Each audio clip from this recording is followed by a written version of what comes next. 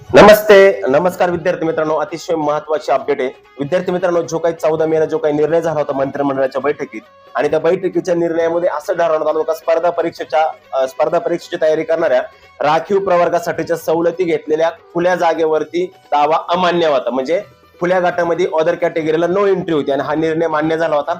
आणि त्या निर्णयाची घोषणा मागच्या विकली मिटिंग मध्ये झाली होती आणि काल जी विकली मिटिंग झाली त्याच्यामध्ये हा निर्णय पुन्हा घेण्यात आला. ज्यावेळेस सीएम साहेबांनी ज्यावेळेस तो विषय चर्चेला घेतला, त्यावेळेस मला वाटतं मंत्रिमंडळातलेच मंत्री संजय राठोड म्हणून त्यांनी काय केलं की त्याला सांगितलं बा, त्याच्या बदल्यात बोलले का बा साहेब हे जर असं झालं तर अनेक समाजामध्ये म्हणजे नाराजीचं वातावरण निर्माण होईल, विद्यार्थी जे तयारी करतात त्यांच्यामध्ये नाराजीचं वातावरण निर्माण होईल.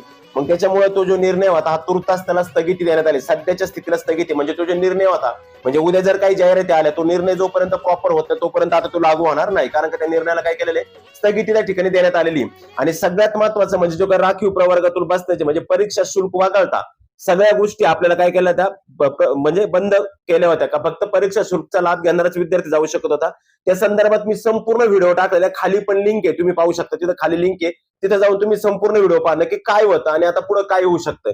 त्याचबरोबर मित्रांनो, त्याचं जे धोरण होतं ते धोरण आता त्यांनी सांगण्यात आलेलं आहे की आता महाधिवक्त्याचा अभिप्राय काय याच्यामध्ये, कारण का महाधिवक्ता हा राज्याचा सर्वोच्च कायदा अधिकारी असतो लक्षामध्ये आणि शासनाची बाजू मांडणारा व्यक्ती असतो. त्याच्यामुळे महाधिवक्त्याचा काय अभिप्राय आहे, महाधिवक्त्याकडे जाणार आहे आता, त्या महाधिवक्त्यास जे योग्य वाटतंय का बुवा असं करणं योग्य आहे की अयोग्य आहे याच्यावरती ठरणार आहे, कारण का बाकीच्या काही स्टेटमध्ये या चालू आहे. त्याच्यामुळे त्या सगळ्या गोष्टींचा अभ्यास करून त्या सगळ्या गोष्टींचा अभिप्राय देऊन महाधिवक्ता जे काही देईन तोच निर्णय आता फायनल होणार आहे. म्हणजेच खुल्या गटामध्ये जाण्यास नो एंट्री जी होती ती आता सध्या तुर्तास त्याला स्थगिती देण्यात आलेली. ओके, ठीक आहे.